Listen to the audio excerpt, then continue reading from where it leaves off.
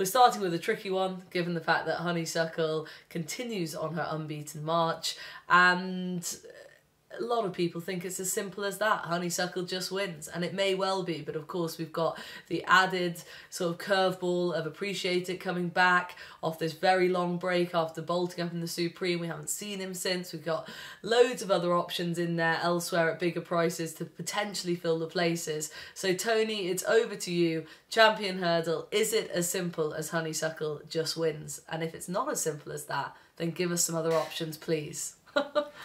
Yeah, it probably is. I haven't had a bet here. I had a look at it last week. The reason I had a look at it was because Sharjah came out. I actually had in my head I would have liked the back Sharjah place only or without the favourite, because I thought he was a highly likely horse to place. But now we've taken him out, it becomes more open in behind if you want to do some without or place betting. Yeah, Honeysuckle. Sure, obviously if she's at her best, she will win. Getting the allowance, things like that. I read a few people cribbing her head carriage at Leopardstown last week. I didn't see that at the time. I went back and had a look. Yeah, it's there a bit. There's a little bit of a wonky head carriage there. Her finishing isn't wonderful. Finishing effort isn't as brilliant as it was last year. I don't know what you think about it, Vanessa or Barry. I suppose you could say, look at her overall profile, you wouldn't be too worried about it, but she has a bit of a name of being obstreperous in the preliminaries and been a little bit difficult.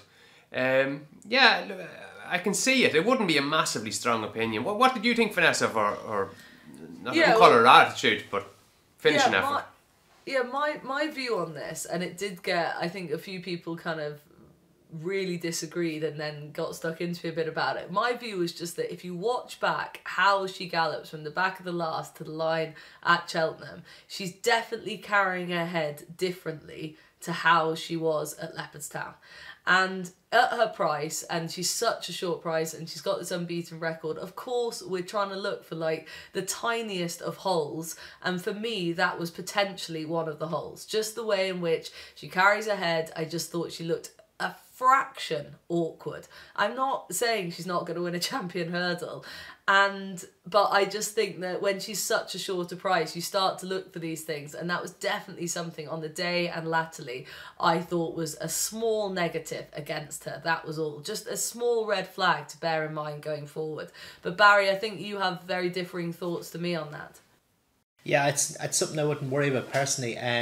She went for her race early in the Hatton's Grace, and she would have pulled up a little bit in front as a result, and she went for a race early again in Leopardstown. You have a long straight in Leopardstown, so she kicked off before the turn in, lengthened early, then let her pop the last, which is the right thing to do. But by just taking the foot off the gas and losing that bit of momentum, you have to stoke her back up again.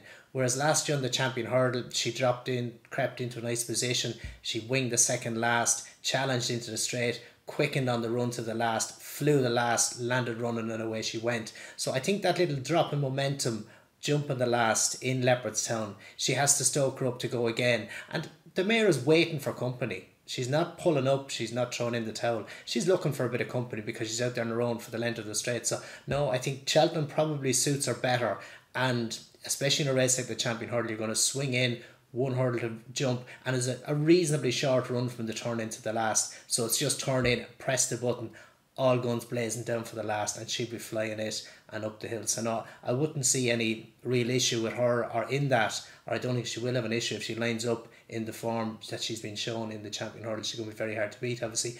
Of the race itself, I think Appreciate It is a quality horse and has the potential, but the lack of experience, the lack of a recent run, albeit the lack of a recent run, shouldn't be a major concern coming from the Willie Mullins camp, presuming they have him fit. But he's a quality horse. I mentioned it before, how his time was only 2 seconds slower, his supreme time, than the champion hurdle, and that's a big run for a novice, especially with how much the ground would have dried between the first race and the champion hurdle. It's about 2 hours, and you wouldn't believe it unless you're riding around Cheltenham to know how much that ground actually dries. So I think that was a perfect trial for a champion hurdle, that run. Epatante's performance at Christmas I thought was very good at the time. Obviously Glory and Fortune franked it at the weekend, but just how she jumped and how she travelled, from the last of the line, she wasn't as impressive as you would have liked, but she ran with the choke out a little bit through the race. But I thought if you stopped the race at the second last, you know, she was skating away at that point. So I think she has a big chance, and it's probably a good Etra bet. Hard to see her beat Honeysuckle, but I definitely I'd see her win in the first three, definitely. Okay, and Tony, who do you think could get... Actually, a question for you, Tony, before we sort of go for a tip from you as such.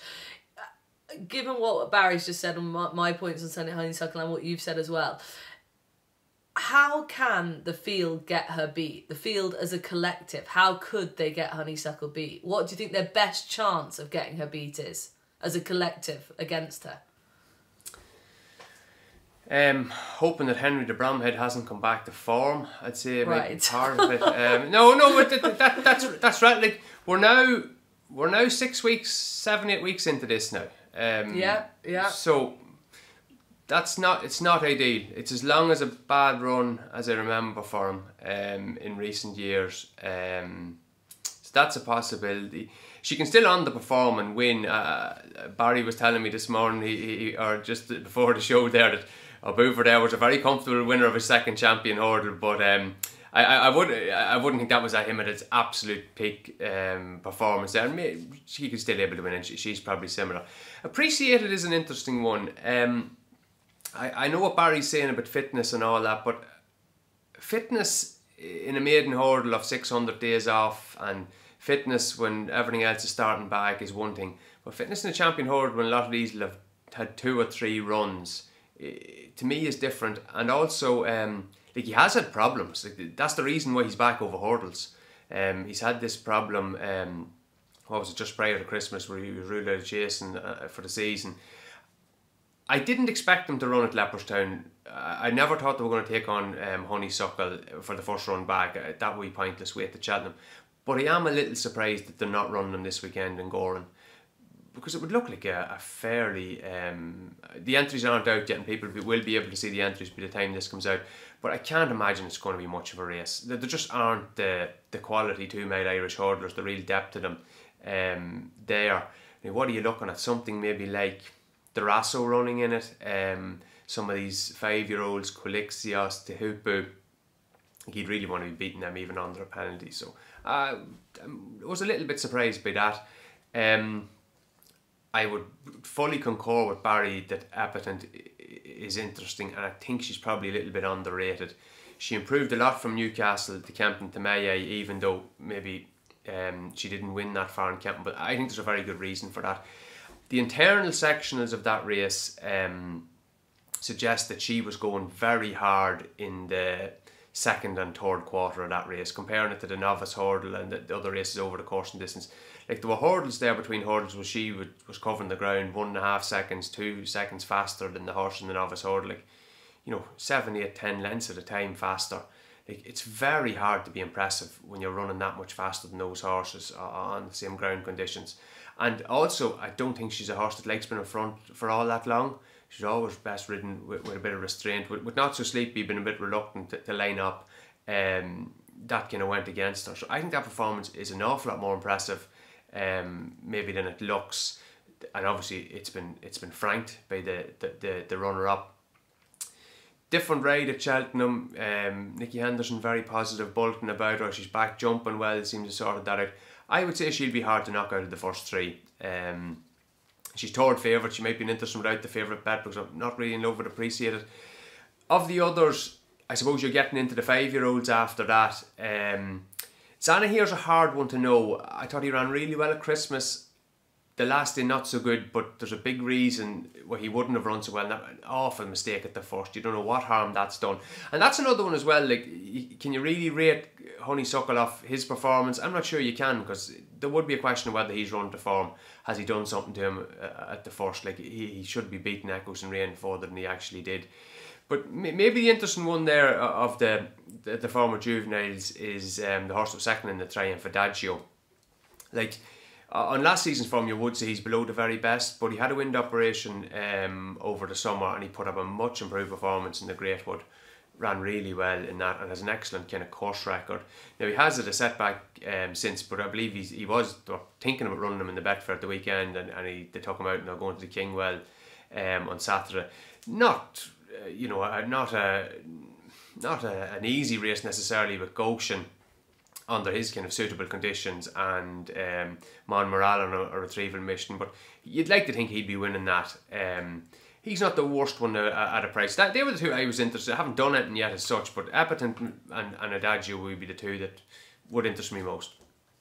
I think I would concur with that. I liked Adagio as well, and I'm sure someone messaged or tweeted quite early on in this season of Off the Fence, saying that they backed Adagio mad big prices to fill the frame in the Champion Hurdle. So good luck if you're still watching the show. Hopefully you are. Good luck to you with your betting slip.